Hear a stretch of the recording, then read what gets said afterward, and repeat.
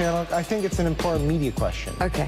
One of the things that they said is, the Clinton people said, is that because there was such an assumption that she would win, right, that the media scrutinized her and focused on her in a way that they never focused on Trump. I wonder if you feel like that's true. No, that's just that's one of the stupidest things I've ever heard in my life. Not from you, but I'm saying that analysis. Again, I have been challenging some media school. Maybe Columbia will do this to actually study and do what they do in every other campaign.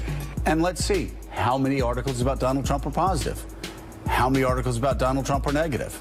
And then compare those with Hillary Clinton. The numbers will be staggering. They will be historically negative. Not that they didn't cover her negatively. Against Donald Trump. No, the New York Times, I think, did admirable work. Sure, they broke stories. But it was so one-sided as far as, and of course the media will say, well, there were more bad things to write about Donald Trump.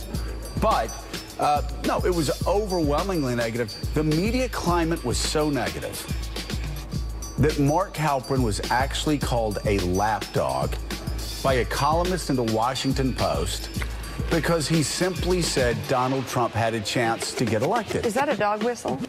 No, that's not. Just an actual insult, right? If you want to see how badly served the American people were by the media over 2016, just look at how the media responded the last 2 weeks to the few people that said Trump had a chance to win. They were called lapdogs. They were called unrealistic. Part of the inside team. Who's the guy? There's this ABC correspondent on Sunday that used to work for Bush.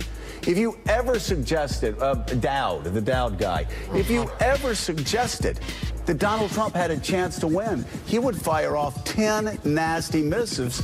And it really was that way around the entire climate. You have another ABC correspondent who was actually given to the Clinton Foundation who never receives any credit. It's just sort of interesting, the bias.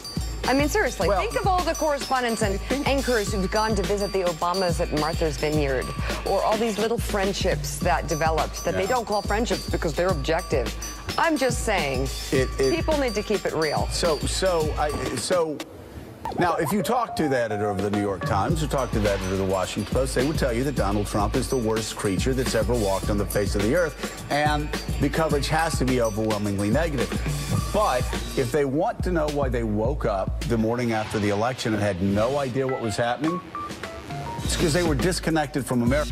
Campaign coverage, which was, as always, imperfect. Sure. I think the bigger question now for the Republic is, what happens when people write big, good investigative stories about Donald Trump? The Washington Post did many, the New York Times did many. They seem to have no impact, at least on his supporters. I know, and that's a little worrisome. And that's the question, is if you do investigative journalism, and it doesn't impact what people think of the person who's the subject. Well, do you know why? Yeah, it's that, but it's also, Trump has run a very effective year-long campaign demonizing the media, too. I mean, and I think that has had an effect. But, David Ignatius, if the media told Americans that Donald Trump had a 1% chance of winning the Republican nomination, and then they told Americans that he only had a 15% ceiling, and then even late into November, they were saying he only had like a 20% ceiling. And even after he started winning primaries, they were saying Marco Rubio was going to still win the nomination. This is all historical record.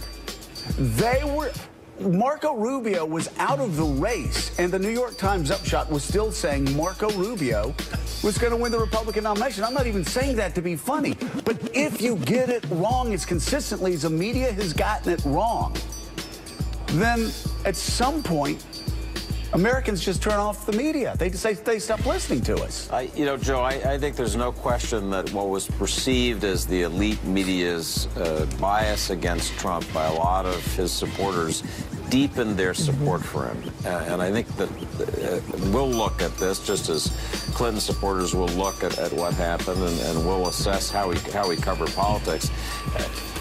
All that introspection doesn't go to the heart of the matter, which is, can President Trump take this incredibly divided country and pull it together? Yeah. And that's the thing that watching him on his victory tour, there are moments you think he really wants to do that. He wants to be liked by everybody, not just Right. by the people he voted for. If that's true, then he's a smart politician. He'll figure out ways to speak to the country as a whole.